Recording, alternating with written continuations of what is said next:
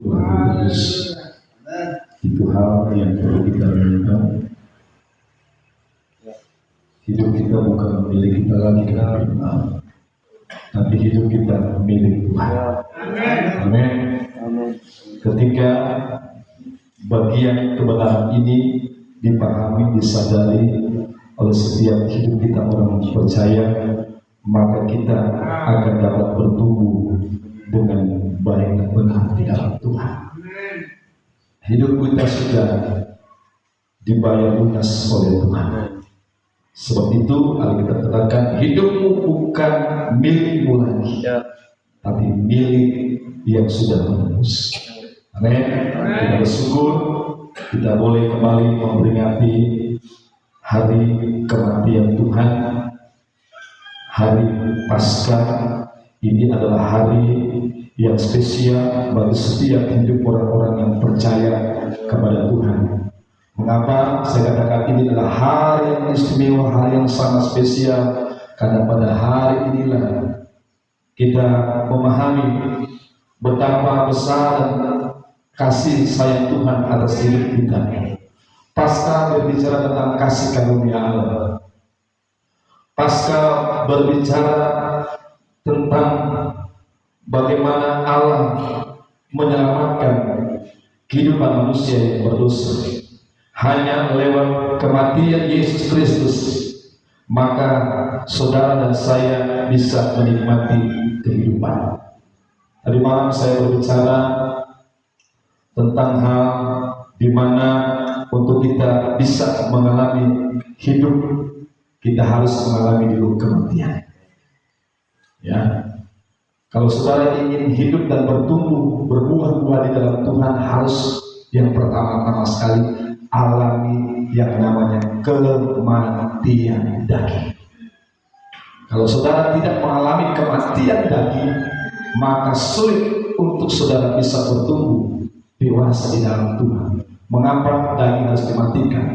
Kalau di dalam daging begitu banyak yang namanya keinginan-keinginan, tuntutan-tuntutan. Oleh keinginan dan tuntutan-tuntutan ini orang-orang percaya kadang-kadang tidak leluasa untuk bertumbuh di dalam Tuhan.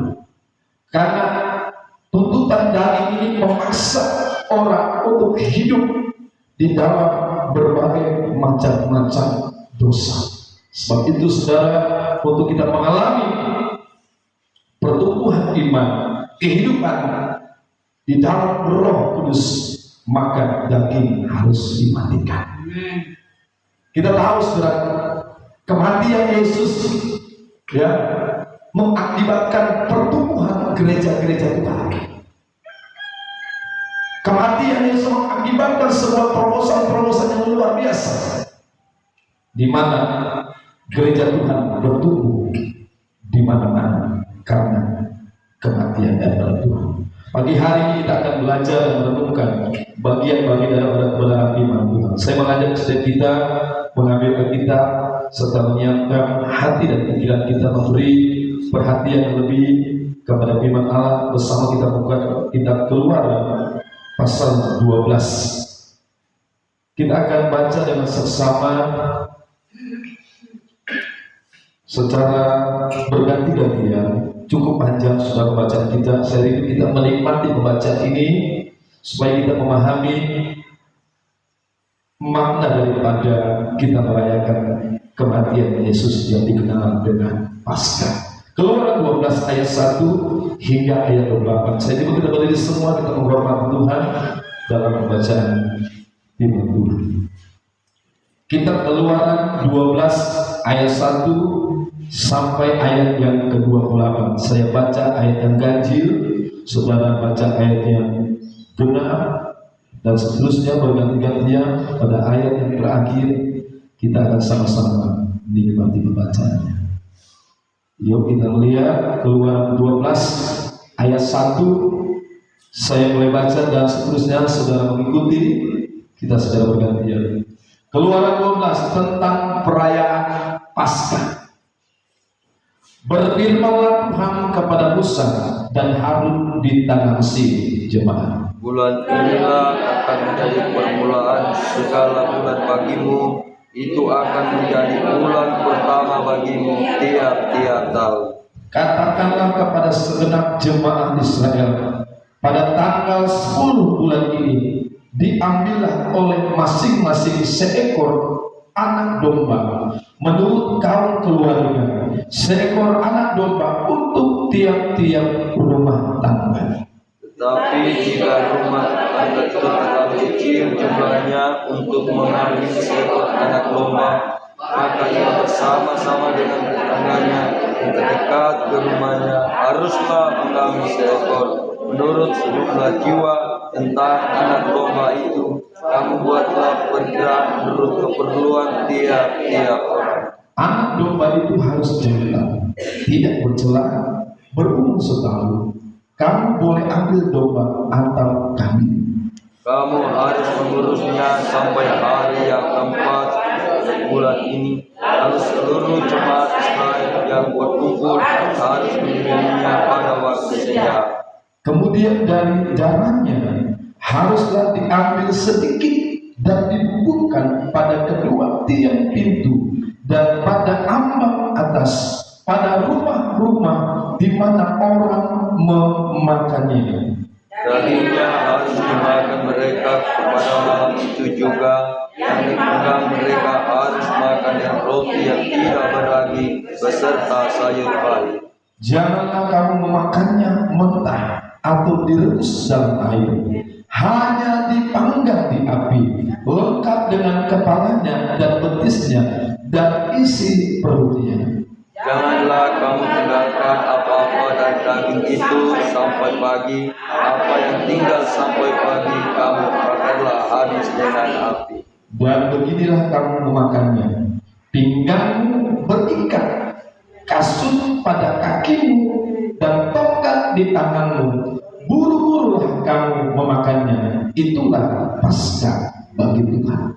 Sebab pada malam ini aku akan menjalani tanah Mesir, dan semua anak sulung dari anak manusia sampai anak binatang akan kubunuh, dan kepada semua alam Mesir akan kujatuhkan hukuman. Akulah Tuhan.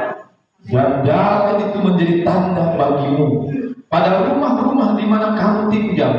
Apabila aku melihat darah itu, maka aku akan lewat daripada kamu. Jadi tidak akan ada pula kemusnahan di tengah-tengah kamu apabila aku menghukum tanah Mesir. Hari ini akan menjadi hari peringatan bagimu. Kamu harus merayakannya sebagai hari raya bagi Tuhan turun-temurun. Kamu harus merayakannya sebagai ketetapan untuk selamanya. Kamu makanlah roti yang tidak beragi 7 hari lamanya. Pada hari pertama pun kamu buanglah segala ragi dari rumahmu. Sebab setiap orang yang makan sesuatu yang beragi dari hari pertama sampai hari ke-7, orang itu harus dilenyapkan dari antara orang Israel. Kamu adakanlah pertemuan yang kudus, baik pada hari yang pertama maupun pada hari yang ke-7. Pada hari-hari itu tidak boleh dilakukan pekerjaan apapun, hanya apa yang perlu dimakan setiap orang, itu sajalah yang boleh kamu sediakan. Jadi kamu harus tetap merayakan hari raya makan roti yang tidak beragi. Sebab tepat pada hari ini juga aku membawa pasukan-pasukan keluar dari tanah Mesir. Maka haruslah kamu rayakan hari ini turun-temurun. Itulah suatu ketetapan untuk selamanya. Dalam bulan pertama, pada hari yang ke-14 bulan itu, pada waktu petang, kamu makanlah roti yang tidak beragi, sampai kepada hari yang ke-21 bulan itu, pada waktu petang. 7 hari lamanya tidak boleh ada ragi dalam rumahmu. Sebab setiap orang yang makan sesuatu yang beragi, orang itu harus dilenyapkan dari antara jemaah Israel, baik ia orang asing, baik ia orang asli. Sesuatu sesuatu apapun yang beragi tidak boleh kamu makan. Kamu makanlah roti yang tidak beragi di segala tempat kediamanmu. Lalu Musa memanggil semua tua-tua Israel serta berkata kepada mereka, pergilah, ambillah kambing domba untuk kaummu dan sembelihlah anak domba Paskah. Kemudian kamu harus mengambil seikat hisop dan mencelupkannya dalam darah yang ada dalam sebuah pasu. Dan darah itu kamu harus sapukan pada imban atas dan pada kedua tiang pintu. Seorang pun dari kamu tidak boleh keluar pintu cuma sampai pagi.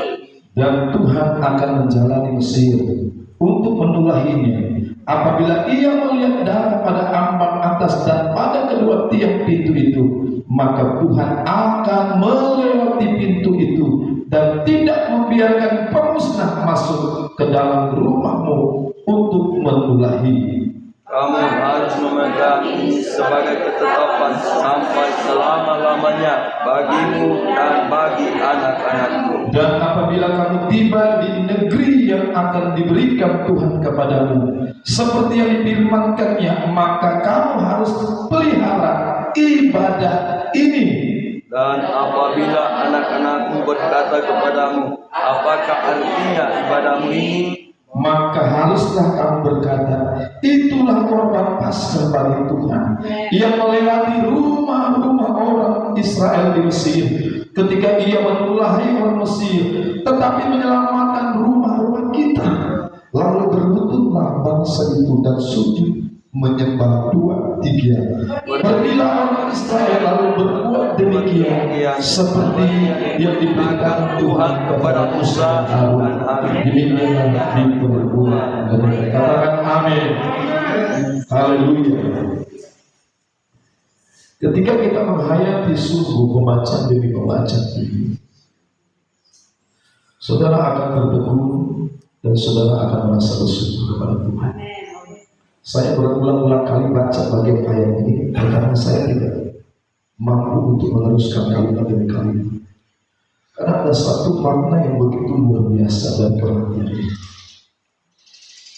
Ya, orang percaya harus memahami secara detail mengenai hari Paskah itu.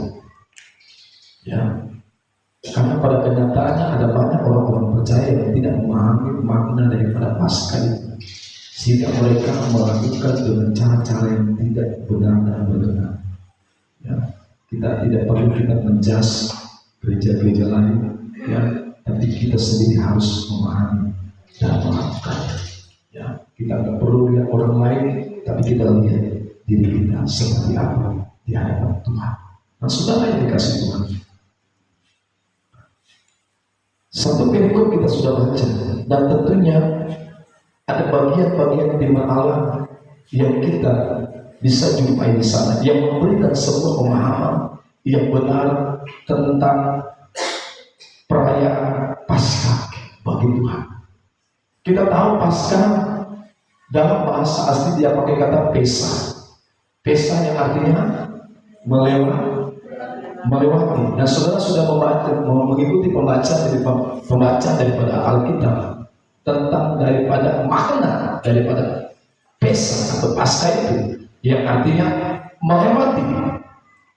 Nah, saudara yang dikasih Tuhan, kita akan merenungkan 4 makna Paskah yang artinya melewati. Kita akan merenungkan 4 makna Paskah ini, ya, dari gambaran Paskah yang ada di Perjanjian Lama yang sudah digenapi oleh Yesus Kristus. Kita akan melihat bagaimana makna Paskah bagi diri kita.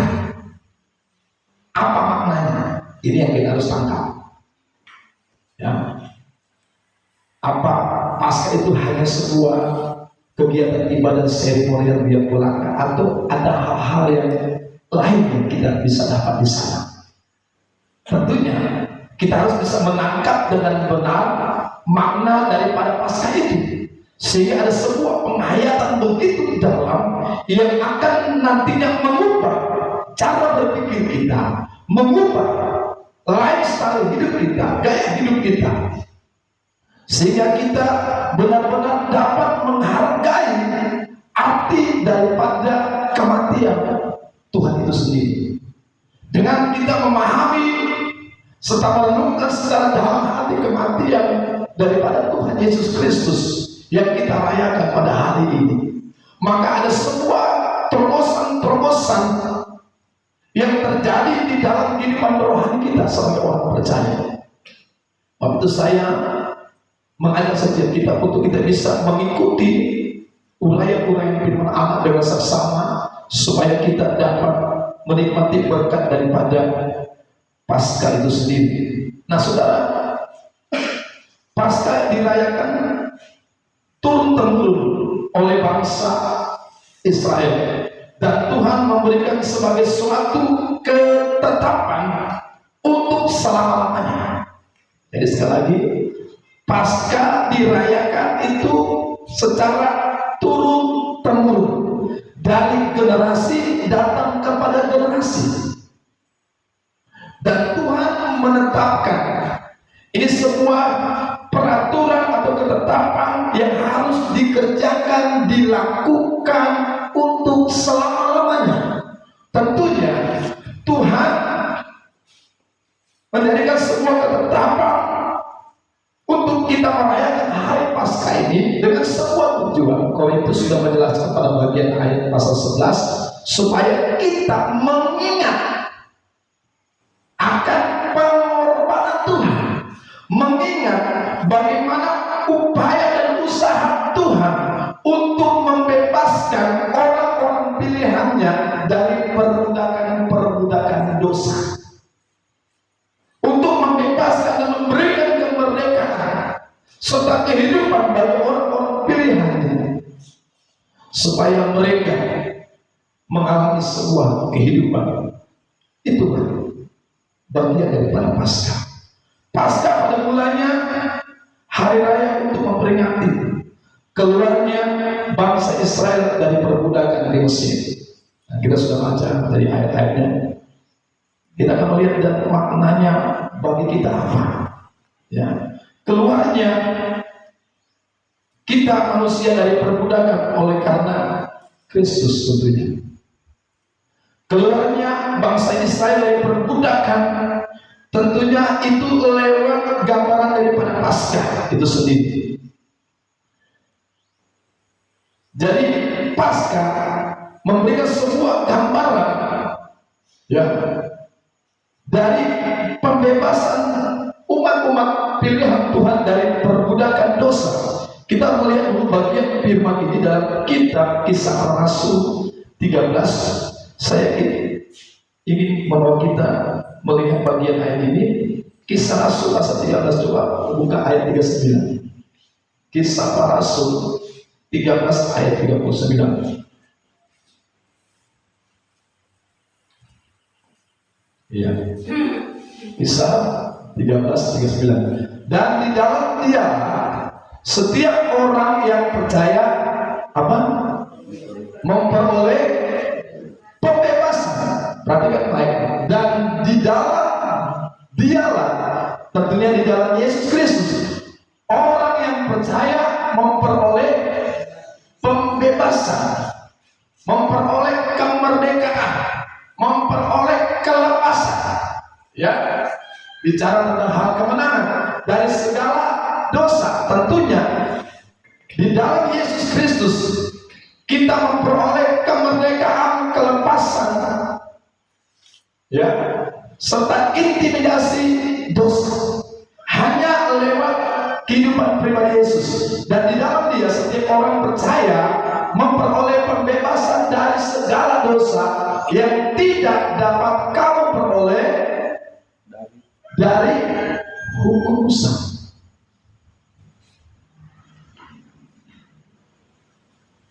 Sesuatu yang dilakukan oleh orang-orang Israel, mengorbankan domba dan kambing Paskah, itu hanya sebuah gambaran-gambaran tentang sesuatu yang akan datang.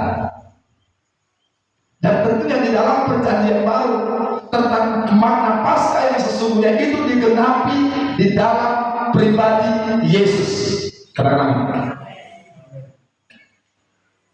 tujuan daripada Paskah itu untuk membawa sebuah kelepasan, untuk membawa sebuah kemerdekaan, untuk membebaskan kita dari sebuah hukuman. Ya, gambaran dalam perjanjian lama, ya, makna tentang Paskah itu di mana bangsa Israel dibebaskan dari perbudakan. Ini adalah sebuah gambaran bagi kita sekarang ini. Kita dibebaskan dari perbudakan dosa. Kalau dulu dari perhambaan, perbudakan, kerja paksa yang tidak henti-hentinya, yang membawa orang Israel dalam kurun waktu yang sangat lama hidup dalam penderitaan. Jadi di sini kita memahami bahwa Paskah itu membuat kita bebas dari penderitaan. Amin. Membuat kita bebas dari segala bentuk intimidasi dari kuasa setan yang membelenggu orang-orang percaya sehingga tidak mengalami yang namanya kemenangan iman. Jadi sudah lihat pada bagian ayat ini, di dalam dia setiap orang yang percaya di dalam Yesus memperoleh. Jadi tentunya kita harus percaya kepada Yesus. Kalau kita tidak percaya kepada Yesus, kita tidak akan memperoleh bagian daripada kemerdekaan. Amin. Ini sebuah keberuntungan. Kita yang percaya kepada Yesus Kristus itu sebuah kasih karunia. Kalau kita bisa dipilih, dipanggil, dan ditetapkan oleh Tuhan menjadi orang-orang pilihannya, menjadi umat-umat kesayangannya, itu sebuah anugerah. Itu sebuah kasih karunia yang kita benar-benar harus hargai dan hormati. Sebab saudara, apa yang terjadi ketika kita tidak kenal Tuhan Yesus, maka semua yang hidup di bawah golongan ini tanpa pengenalan akan Tuhan, mereka semua akan dihukum. Sebab dalam kitab Roma 8 ayat 1 Alkitab jelaskan, siapa yang ada di dalam Kristus bebas dari penghukuman. Coba baca ayat itu, Roma 8 ayat 1, kita ulang kembali. Ya. Demikianlah sekarang apa? Tidak ada penghukuman bagi mereka yang ada di dalam Kristus. Begitu saudara. Kalau orang ada di dalam Yesus Kristus, jangan pernah berpikir untuk keluar. Sebab Alkitab katakan dalam Yohanes 15, di luar aku kamu tidak dapat berbuat apa-apa. Dalam kitab suratan dalam 1 Yohanes pasal 2 ayat 9, barang siapa keluar dari kebenaran, keluar dari Kristus, dia tidak memiliki bapa dan anak. Memiliki bapa dan anak adalah sebuah jaminan untuk kita memperoleh sebuah kehidupan. Jadi sudah harus mengerti, memahami, ketika engkau sudah ada di dalam Kristus, tetaplah ada di dalam itu.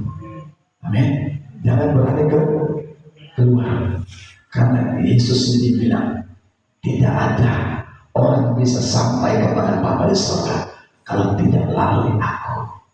Amin. Akulah jalan. Semua jalan sudah ditutup.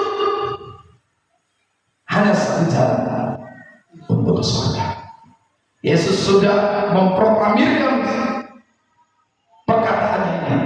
Akulah jalan, kebenaran, dan kehidupan.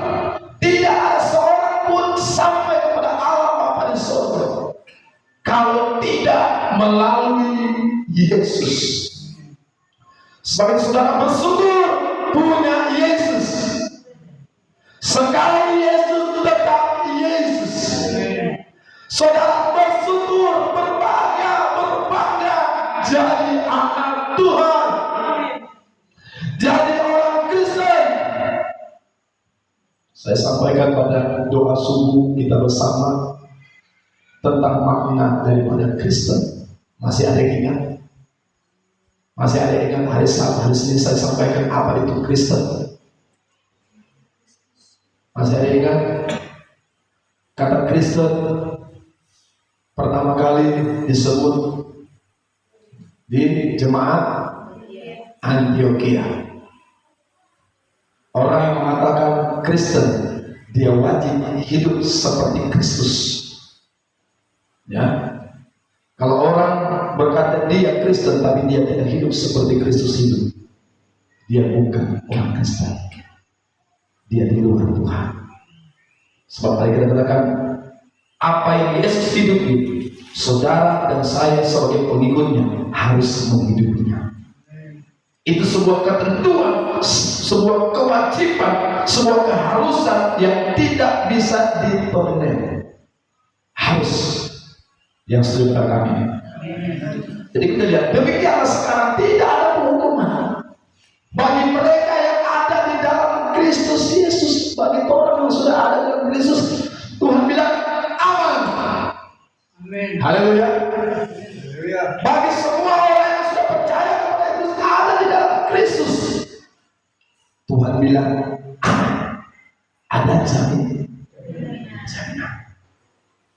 Di luar Kristus tidak ada jaminan.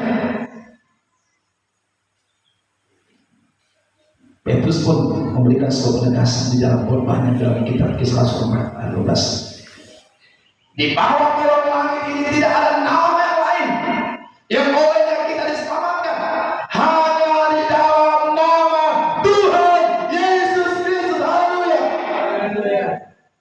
Tidak ada nama lain.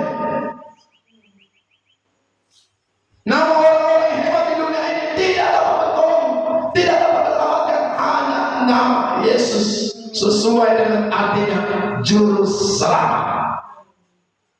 Amin. Sudah pertama kita bangga dan bersyukur jadi anak-anak Tuhan, dari pengikut-pengikut Kristus. Ya. Jadi maknanya, makna Paskah bagi kita, yaitu kita dibebaskan dari perbudakan dan perhambaan dari dosa. Dan tentunya hal itu terjadi dan kita bisa nikmati hanya di dalam Yesus. Kalau di luar Yesus tidak ada. Ya, tidak ada. Saudara, kita belajar sejarah bangsa Israel di mana mereka luput dari tulah maut, tulah kematian karena sebuah percikan darah. Kita sedikit tadi malam sudah belajar, ya, dari sejarah bangsa Israel.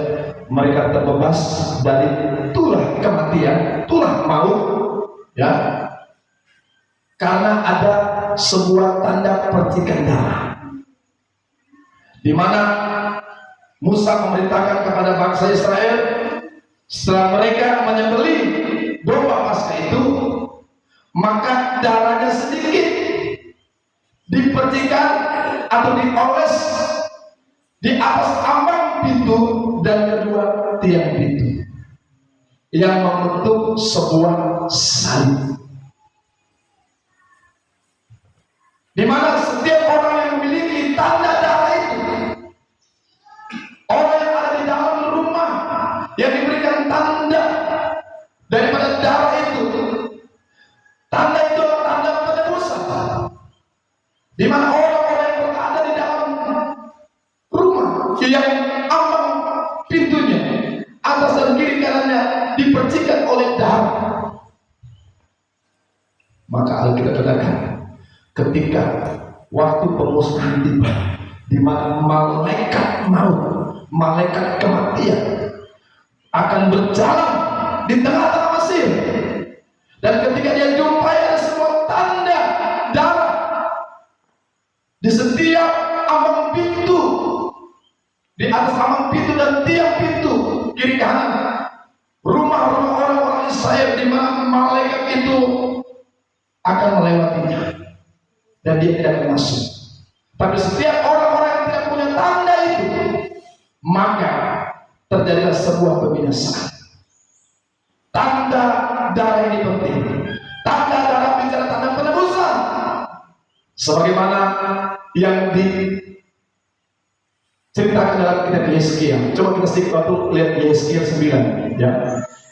Yeskiel 9. ayat 1 dan 6 mengenai tanda.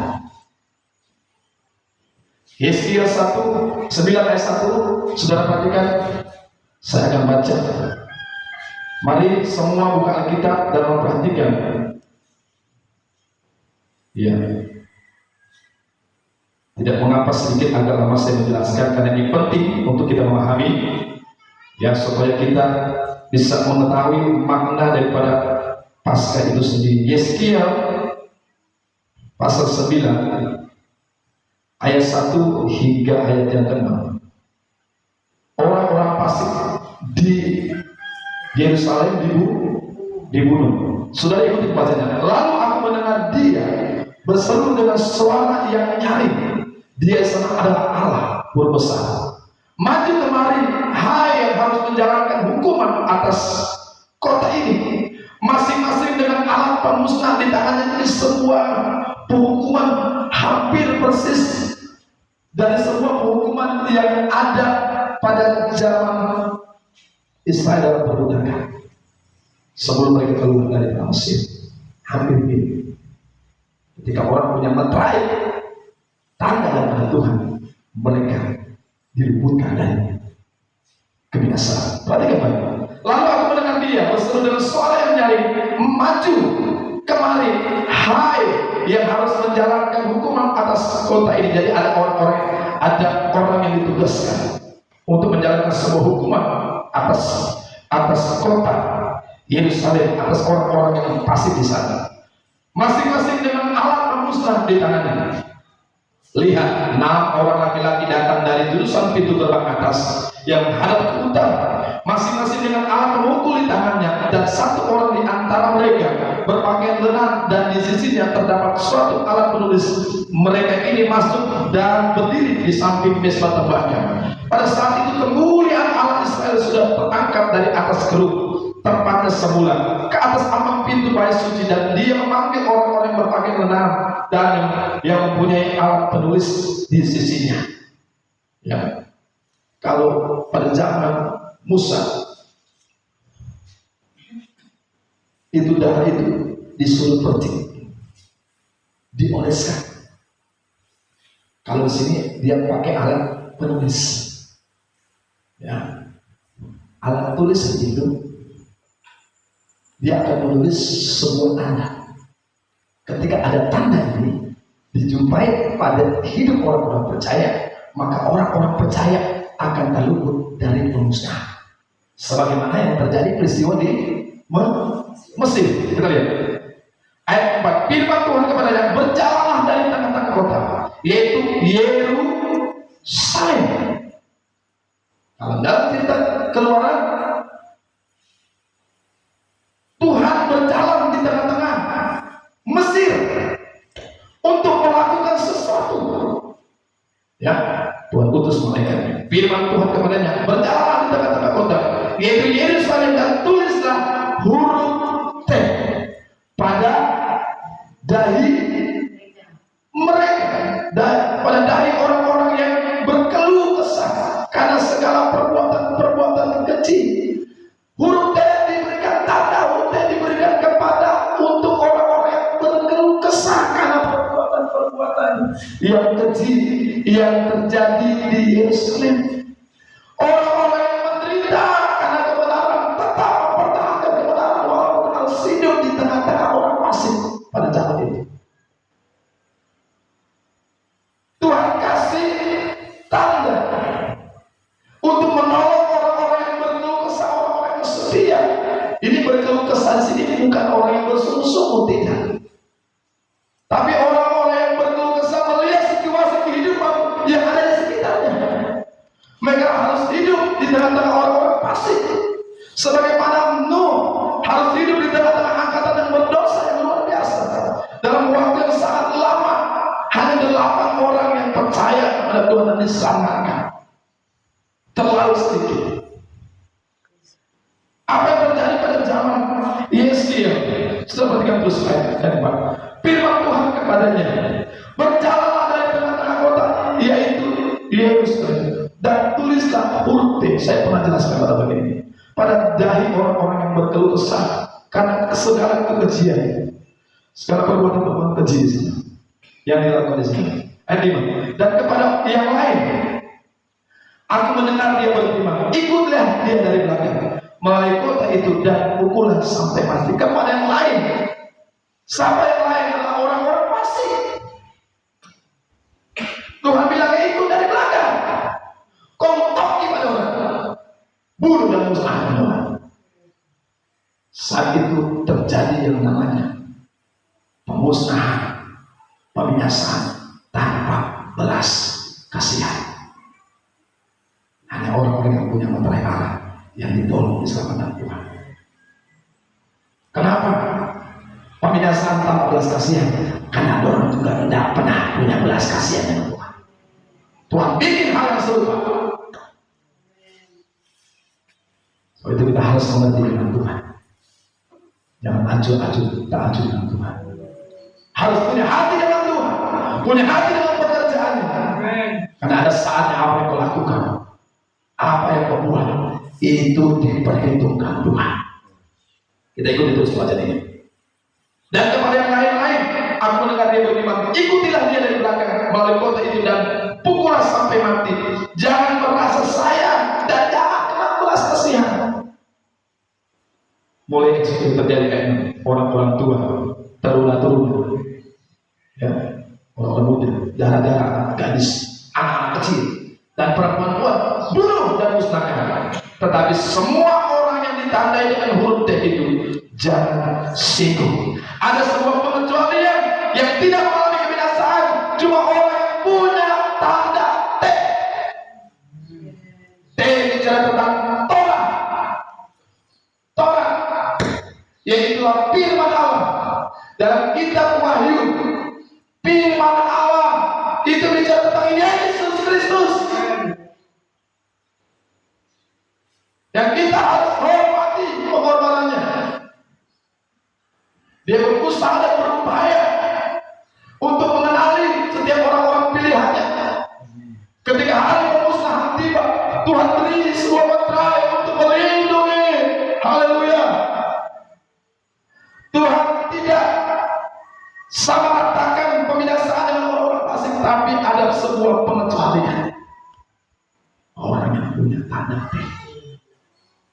Kalau kita katakan, yang punya huruf T itu jangan singgung, jangan korek pada dia. Tuhan bilang dia milikku. Dalam 2 Timotius pasal 2 ayat 19, materai Allah ialah dia mengenal siapa kepunyaannya. Tuhan tidak pernah keliru, Tuhan tidak pernah salah. Dia menerai orang-orang yang setia, orang-orang yang takut akan Tuhan, yang mengasihi Tuhan, mencintai Tuhan, tahan dalam penderitaan, tahan dalam proses, terus bertahan diri Tuhan. Ada saat waktu itu mereka inilah kata Alkitab yang diberi tanda T. Saudara perhatikan 2 Timotius dulu. Kita lihat 2 Timotius 2 ayat 19. 2 Timotius 2 ayat 19. Apa yang kata Tuhan? Ya, Tuhan itu tidak pernah salah untuk melakukan sesuatu untuk orang-orang pilihannya. Waktu itu saudara bangga punya Yesus yang luar biasa, yang selalu setiap sedia menolong saudara dan saudara. Ayat 19 dalam 2 Timotius 2. Tetapi dasar yang diletakkan Allah itu teguh. Tuhan buat dasarnya itu teguh, tidak tergoncangkan, tidak tergoyahkan. Dia kasih dasarnya kepada orang-orang pilihannya supaya kita diselamatkan. Memang ada banyak proses, banyak penderitaan, banyak pergumulan, tapi Tuhan bilang pilihanku tidak akan tergoncangkan hidupmu. Saya percaya itu pekerjaan Roh Kudus. Ketika aku bisa bertahan sampai hari ini Tuhan, walaupun aku diliputi begitu banyak pergumulan, banyak masalah, banyak tantangan, tapi aku tetap bertahan mengasihi Tuhan. Karena materai yang diberikan yang teguh, tidak ada satupun yang dapat bisa membuka materai itu selain Dia Allah sendiri. Kita lihat ini. Tetapi dasar yang diletakkan Allah itu teguh, dan meterainya ialah Tuhan mengenal siapa kepunyaannya, dan setiap orang yang menyebut nama Tuhan meninggalkan kejahatan. Ada banyak orang-orang Kristen yang bilang Kristen, tapi hidup dalam kejahatan. Tidak hidup dalam akan Tuhan, tidak hormat kepada Tuhan. Di hari raya Paskah, pada orang-orang yang tidak memahami, orang cuma hanya memahami ini perayaan setahun sekali. Mengapa kita nggak bersenang-senang? Orang memiliki sebuah konsep pemahaman yang lain dalam merenungkan kematian Tuhan. Orang bisa mengumumkan minum-minuman keras dengan menyanyi lagu-lagu rohani. Mereka pikir ini benar. Ini sebuah penghinaan. Amin. Jangan kita terjebak dalam situasi perayaan-perayaan yang tidak memuliakan Tuhan. Kita nyanyi di bawah salib yang besar, di sana banyak terdapat minuman keras. Kita nyanyi lagu-lagu rohani seperti yang rohani, seperti yang memuliakan Tuhan. No, itu terjijikkan dengan Tuhan. Apa yang dilakukan dengan Allah dalam kitab Yesaya pertama, aku muak dengan perayaan-perayaanmu, aku jijik dan aku tidak tahan melihatnya. Haleluya, haleluya. Firman diperdengarkan di hari-hari ini. Setiap telinga mendengar dan tak bebas. Haleluya, haleluya, haleluya. Semua orang menghormati Tuhan, semua yang menyebut panggilan Tuhan wajib tinggalkan dosa dan kejahatannya. Jangan enak dengan dosa, jangan nyaman dengan dosa. Ada saat dan waktunya Tuhan tidak bisa tahan dengan apa yang kita lakukan. Ketika mendengar suara kebenaran ini, bila hatimu tersungkur di dalam apa, kau menyembah Tuhan, menghormati Tuhan. Haleluya, haleluya. Glory bagi Yesus, glory bagi Yesus, glory bagi Yesus. Yang kemuliaan Allah, sekian gloria. Haleluya, haleluya. Semua sedang menyembah Tuhan. Semua yang ada di ruang ini menghormati Allah. Haleluya.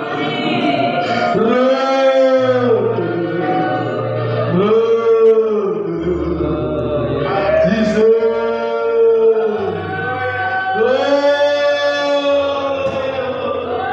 Menaik Allah teguh.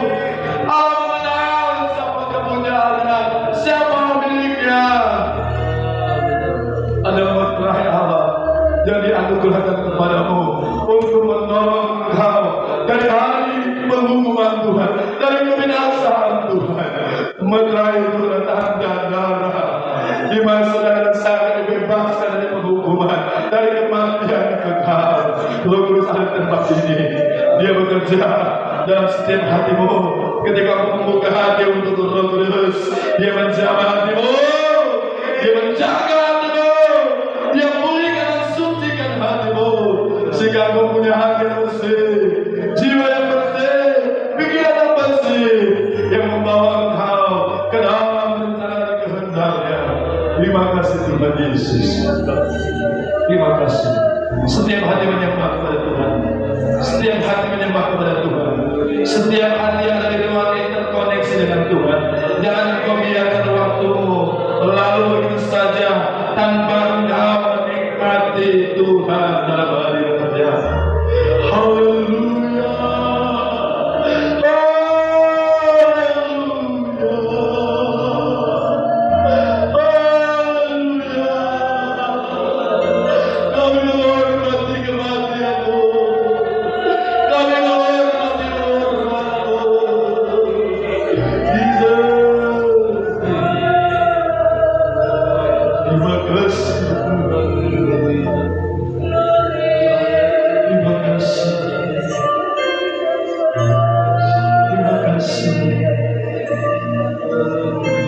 Saudara yang saya diberkati dengan perjamuan Tuhan hari ini. Roti dan anggur ada di hadapan saudara. Ini adalah tubuh dan darah Yesus yang memberikan kehidupan bagi saudara. Setiap engkau makan dari roti ini, minum dari anggur ini, engkau sedang memperingati hari kematian kita.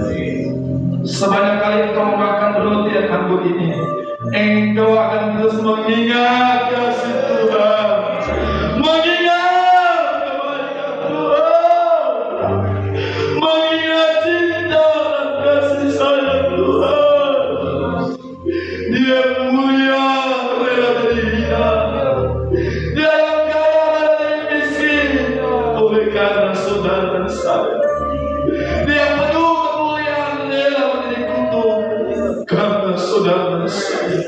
Begitu betapa mulianya pengorbanan itu, betapa mulia dan berharganya pengorbanan itu, tidak dapat dinilai dengan sesuatu apapun yang ada di dunia ini. Haleluya, haleluya, haleluya. Biar setiap kita berdoa kepada Tuhan, saudara akan menikmati perjamuan Tuhan. Saya beri waktu saudara berdoa secara pribadi, minta kelayakan daripada Tuhan, minta pengampunan daripada Allah. Saya tidak bisa lagi berkata-kata lebih panjang untuk menyelesaikan pemberitaan firman Allah. Lalu terus mau kita menyembah Dia, lalu terus kita mau menghormati Dia, hormati Yesus.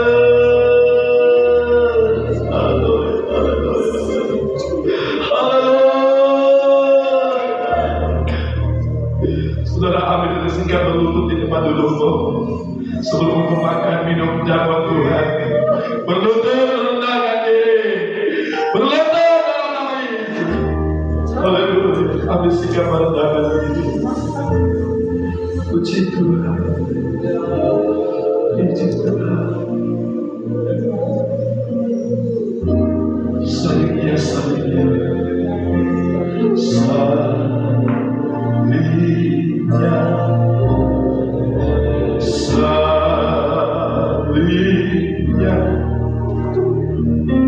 selamanya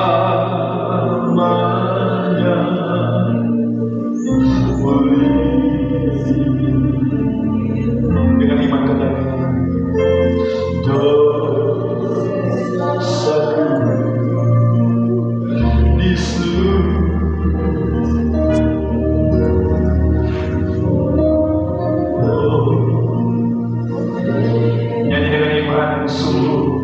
biar hatimu yang berangkat di hadapan Bapa di surga, hati yang menyembah, hati yang memuliakan Allah. Salibnya, nyanyi dengan sungguh. Akui dosa dan kesalahanmu di hadapan Bapa. Akui engkau adalah pemberontak, engkau adalah manusia kecil. Saudara saya adalah manusia hina yang tidak ada harganya. Namun oleh pengorbanan Yesus, kita yang tidak berharga menjadi berharga di hadapan. Karena ada darah penebusan dalam dirimu yang membuat kau berharga di hadapan. Salibnya,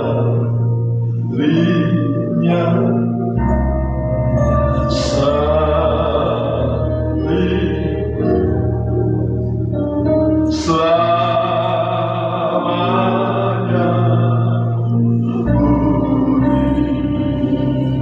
dengan iman dosaku,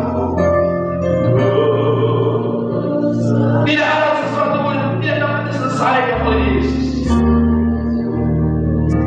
Biarpun dosa merah seperti gamis, putih seperti salju abu,